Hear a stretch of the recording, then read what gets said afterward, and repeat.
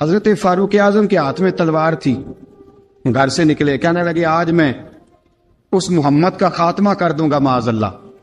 اس نے گھر گھر فساد پیدا کر دیا تلوار لے کے۔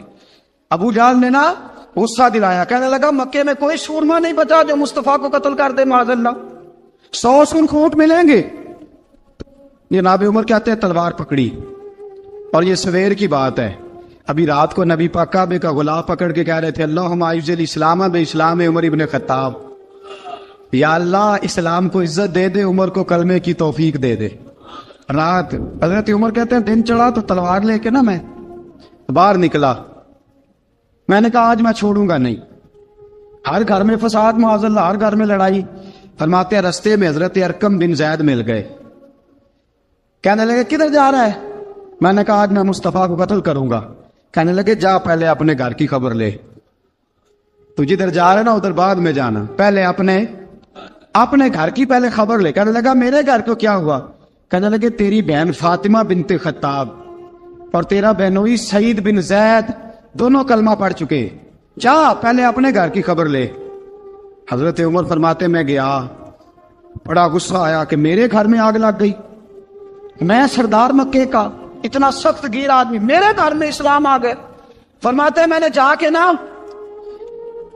اپنی بہن کے گھر کی طرف رخ کیا، دروازے پہ پہنچا تو میں نے سنا اندر سے آواز آ رہی ہے، قرآن پڑھنے کی آواز آ رہی، قرآن پڑھنے کی۔ فرماتے میں نے دروازے پہ دستک دی، اندر سے آواز آئی کون ہے دروازے پہ؟ میں نے کہا عمر ابن خطاب۔ فرماتے ہیں کہ میرے بہنوئی نے کہا کہ فاطمہ تیرا بھائی بڑا سخت ہے۔ فرماتے ہیں میری بہن نے جلدی سے قرآن کے صفحے لپیٹ کے اوپر رکھ دیے، میرے بھائی جو تھے وہ میرے بہنوئی ایک دروازے کے پیچھے چھپ گئے۔ فرماتے ہیں میری بہن سامنے کھڑی ہے، پیار بھی بڑا تھا، میں نے جاتے ہی کہا کیا کر رہی تھی؟ توجہ ہے آپ کی؟ غلامان محمد جان دینے سے نہیں ڈرتے، یہ سر کٹ جائے یا رہ جائے کچھ پرواہ نہیں کرتے۔ ہمیں لگے کیا کر رہی تھی؟ حضرت فاطمہ خاموش ہے۔ عمر کہتا ہے میں نے ڈانٹ کے، بولتی کیوں نہیں، کیا کر رہی تھی؟ میں نے کہا قرآن پڑھ رہی تھی، قرآن پڑھ رہی تھی۔ کہا تجھے پتا نہیں، تجھے میرا پتا نہیں؟ فرمایا سارا ہی پتا ہے۔ کہا تو جانتی نہیں لات و منات کو برا کہتے ہیں؟ فرمایا وہ بات کی باتیں تھی، وہ جاننے نہ جاننے کی باتیں۔ دوستو توجہ، حضرت عمر ابن خطاب فرماتے ہیں کہ بہن اس جلال، اس روب، اس اعتماد سے بولتی تھی کہ میں نے ایک تھپڑ مارا بہن کے منہ پہ، میری بہن ادھر جا کے گری۔ فرماتے ہیں کپڑے چھاڑ کے کھڑی ہوئی کہنے لگی عمر ایک تھپڑ نہیں تو 1000 مار، تو 1000 مار، لیکن یہ امید نہ رکھنا کہ میں قرآن چھوڑ جاؤں گی، یہ امید نہ رکھنا میں قرآن چھوڑ جاؤں گی۔ فرماتے ہیں کہ میرے ہاتھ میں تلوار تھی، میں نے دستے کی طرف سے نا، دستے کی سائڈ سے تلوار بہن کو ماری زور زور سے، سر سے خون نکل آیا۔ فرمایا میں اپنے بہنوئی کی بڑی عزت کرتا تھا، میرا بہنوئی پردے سے نکلا بیوی کو بچانے، میں نے زور زور سے 2 تلوار کی پشتیں اس کے سر پہ بھی ماری، خون نکلا، پھر میری بہن آگے ہوئی، پھر مارا۔ ماتے جب خون نکلا نا بہن کا تو میری بہن نے اپنا خون اپنے ہاتھ پہ لگا کے کہا عمر جس ماں باپ کا خون تیری رگوں میں ہے اس کا میری رگوں میں بھی ہے، اسی کا خون میری رگوں میں بھی ہے۔ فرمایا عمر جس باپ کی پشت سے تو ہے میں بھی اسی باپ کی پشت سے ہوں، جس ماں کی چھاتیوں سے دودھ تو نے پیا ہے میں نے بھی اسی ماں کی چھاتیوں سے دودھ۔ توجہ ہے آپ کی؟ میری بات سمجھ میں آ رہی ہے؟ سنیں بات، رسول اکرم صلی اللہ تعالی علیہ وسلم نے فرمایا، حضرت عمر رضی اللہ تعالیٰ عنہ فرماتے ہیں نبی پاک پہ نازل قرآن سنا تو جب میری بہن نے اس سے جلال کے ساتھ بات کی نا کہ عمر میں بھی اسی باپ کی بیٹی ہوں، میں بھی اسی باپ کی بیٹی ہوں، میں بھی اسی قبیلے کی ہوں، خبردار تو ترش رو ہو کے گالی 1000 دے، یہ وہ نشہ نہیں جسے ترشی اتار دے۔ فرمایا تو چارہ کر، تیل لگا، لیکن تو مجھے اسلام سے ہٹا سکتا؟ حضرت عمر فرماتے ہیں بہن کا جلال دیکھا تو میں ٹھنڈا ہو گیا، بہن کا جلال دیکھا تو میں نے کہا اچھا مجھے دکھاؤ کیا پڑھ رہی تھی، مجھے دکھاؤ ذرا کیا پڑھ رہی تھی۔ فرماتے ہیں میری بہن کہنے لگی تو کافر ہے، انما المشرکون نجس، جا پہلے وضو کر کے آ، جا غسل کر کے آ، جا پہلے نئے کپڑے دھلے ہوئے پہن کے آ، پہلے تیار ہو کے آ۔ حضرت عمر فرماتے ہیں میں تیار ہو کے آیا، میری بہن نے جھولی میں صفحے رکھے، قرآن پڑھے بہن، سنے بھائی، اللہ تقدیر بدل دیتا ہے۔ قرآن پڑھے بہن اور سنے بھائی،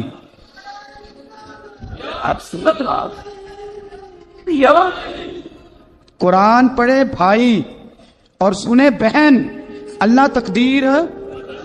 لیکن آج بہن بھائی قرآن تو سنتے سناتے ہی نہیں نا، یہ تو رواج ختم ہو گیا نا۔ وہ قوم جو کل لڑتی تھی ننگی شمشیروں کے ساتھ، وہ آج سینما دیکھنے جاتی ہے اپنی ہمشیروں کے ساتھ۔ معاذ اللہ، نعوذ باللہ، استغفر اللہ۔ ہمارا وہ حال نہیں رہا جو تھا۔ حضرت عمر فرماتے ہیں بہن نے قرآن پڑھا، میں نے قرآن سنا، پتہ نہیں قرآن میں کیا لذت سی، میں رو رو کے بے حال ہو گیا۔ فرماتے ہیں میرے جیسا سخت آدمی، میرے جیسا سخت جو کبھی نہیں رویا تھا، آج قرآن سنا۔ فَإِذَا سَمِعُوا مَا أُنزِلَ إِلَى الرَّسُولِ تَرَىٰ أَعْيُنَهُمْ، جب قرآن، اللہ کا قرآن پڑھا جاتا ہے جو رسول پہ آیا، تو لوگوں کی آنکھوں کو تم دیکھو گے، ان کی آنکھوں میں آنسو ہوتے ہیں۔ فرمایا میں رو رو کے بے حال ہو گیا۔ میری بہن کہنے لگی بھائی کیا پروگرام ہے؟ میں نے کہا مجھے بھی لے چلو، مجھے بھی لے چلو۔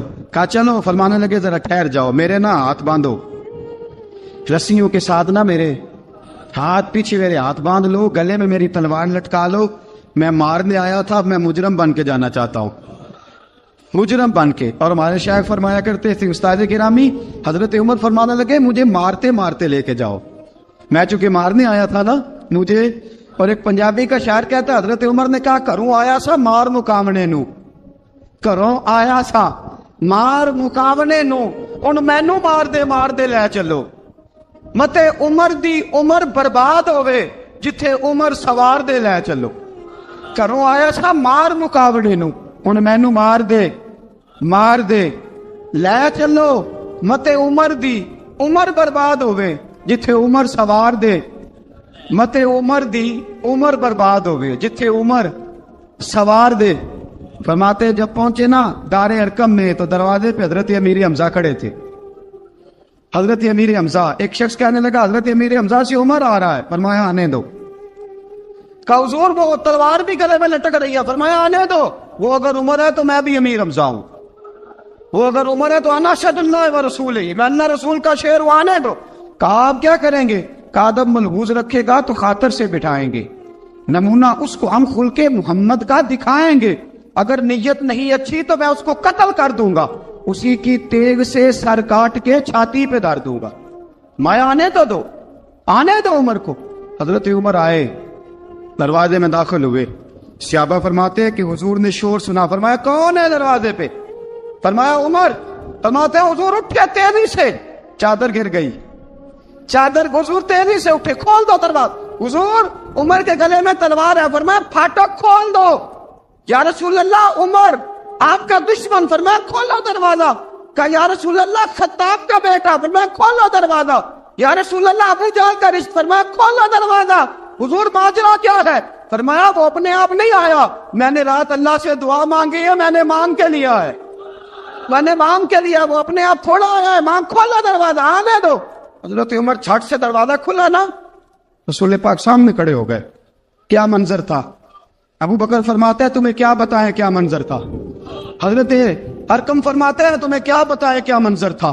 میرے حبیب کی گردن تنی ہوئی ہے، آنکھوں میں آنسو بھرے ہیں پر نیچے نہیں گرتے، آنسو بھرے ہیں آنکھوں لیکن نیچے ٹپکتے نہیں۔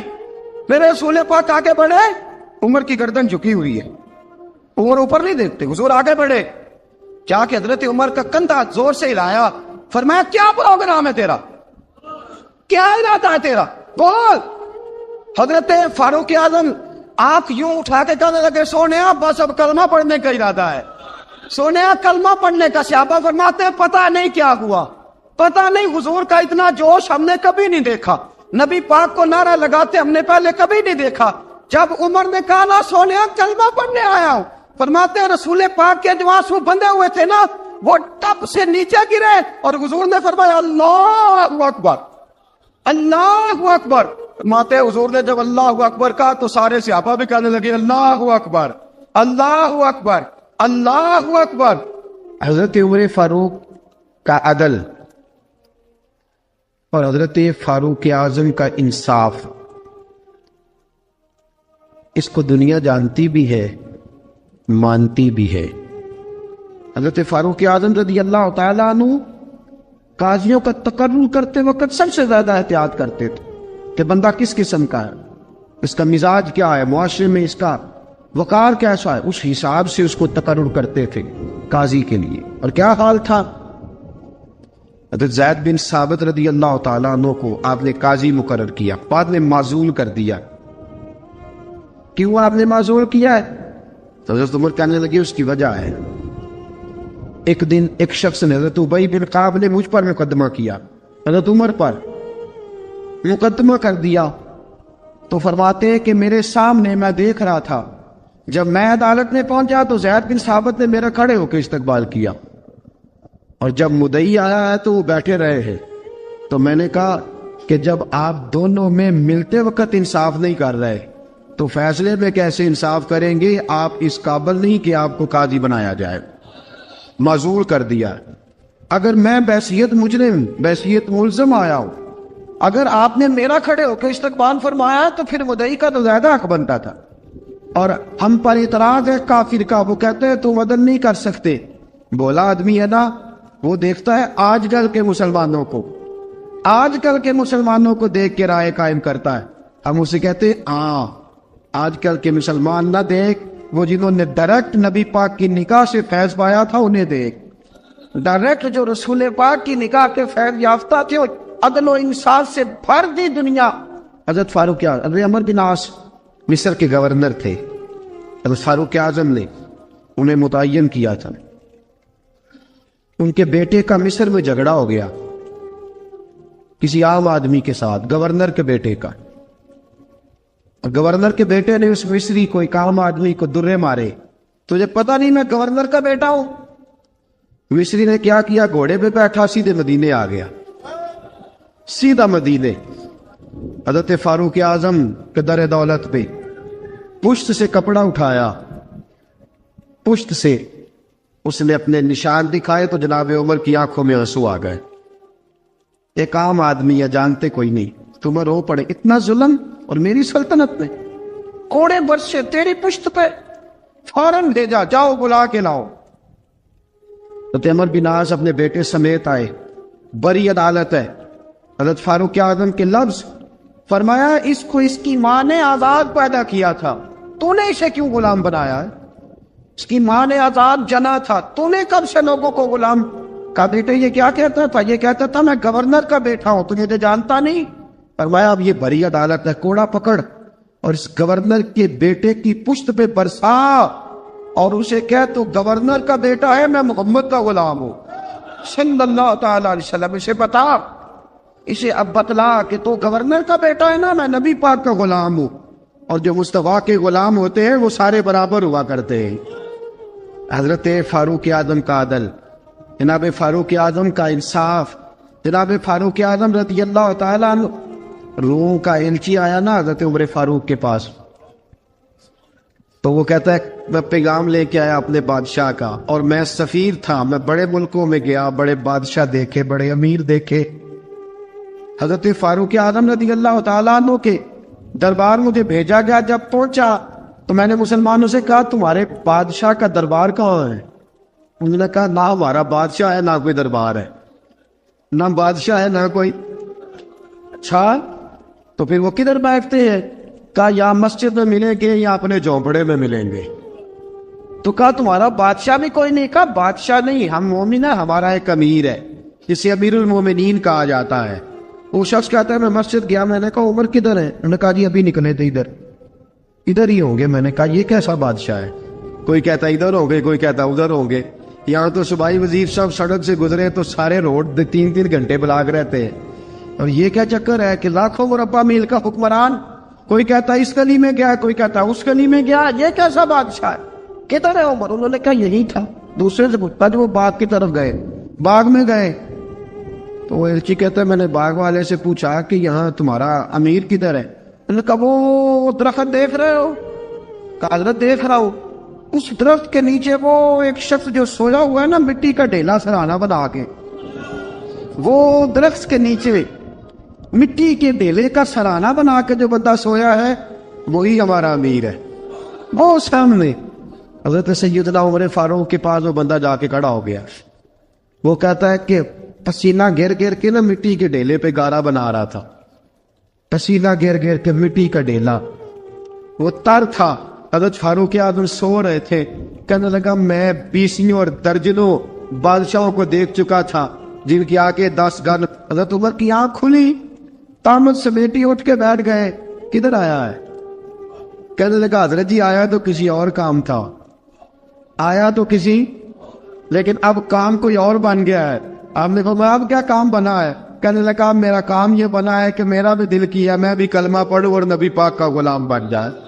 یہ کام بن گیا. اور ساتھیوں بس مدینے میں وہ دن بڑا عجیب تھا جب سیدنا فاروق اعظم کے بیٹے کا معاملہ آ گیا. آج 60 سال کا بوڑھا عمر, ابو شامہ حضرت عمر کے صاحبزادے, یہودیوں نے سازش کر کے انہیں نبیذ پلا دی. نبیذ جائز تھی, نبیذ کیا کہ شراب پلا دی. پھر مقدمہ قائم ہوا. کہا اب پتہ چلتا ہے عمر کتنا عدل کرتا ہے.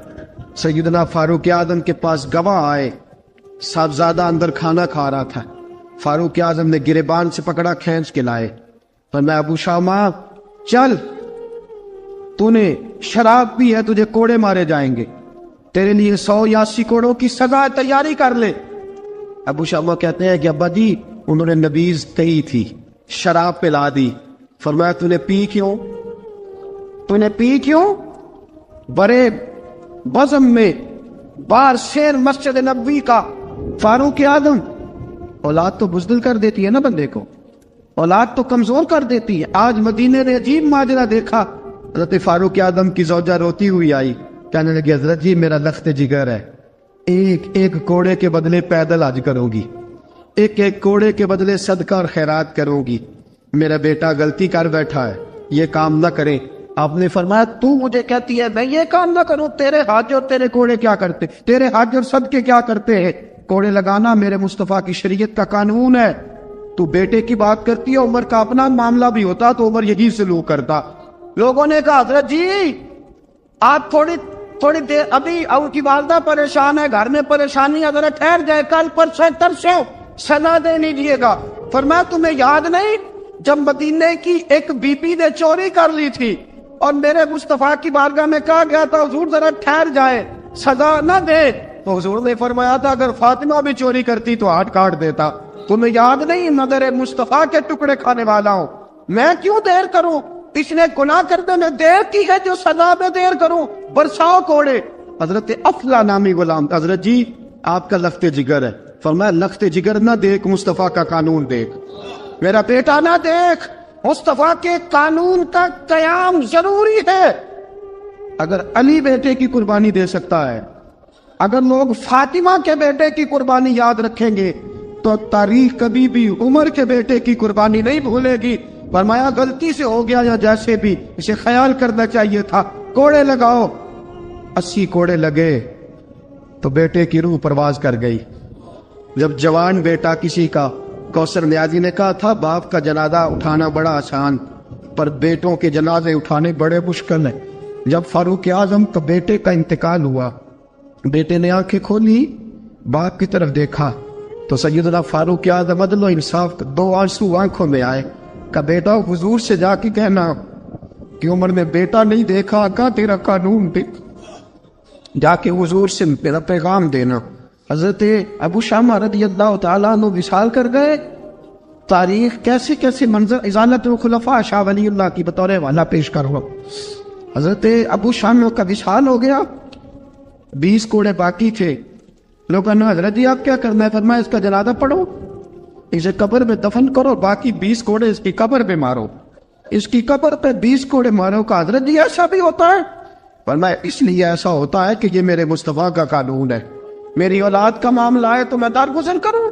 فرمایا مارو کوڑے. حضرت سیدنا حذیفہ بن یمان فرماتے فاروق اعظم بیٹے کی قبر پہ کھڑے تھے, داڑھی آنسوؤں سے بھری ہوئی تھی. میں دوڑا ہوا آیا, میں نے کہا عمر نہ رو, آج خواب رات تیرے بیٹے کا جنازہ تھا, جنازہ پڑھ کے سویا ہوں تو خواب میں مجھے رسول پاک کی زیارت نصیب ہوئی ہے. نبی پاک خواب میں تھے تو 2 سبز غلے تیرے بیٹے کو پہنا رکھے تھے اور رسول پاک کی بغل میں کھڑا تھا. حضور نے فرمایا عمر کو جا کے کہنا کہ تو نے بیٹا پاک کر کے بھیجا تھا, اللہ نے جنت کے سارے دروازے کھول دیے ہیں. اللہ نے عمر کو میرا سلام کہنا اور اسے کہنا عمر تیرا حدود اللہ قائم کرنا خدا کو بھی پسند ہے, مصطفیٰ کو بھی پسند. ساتھیو عمر انتقال کر گئے, 26 ذی الحجہ کو زخم لگا.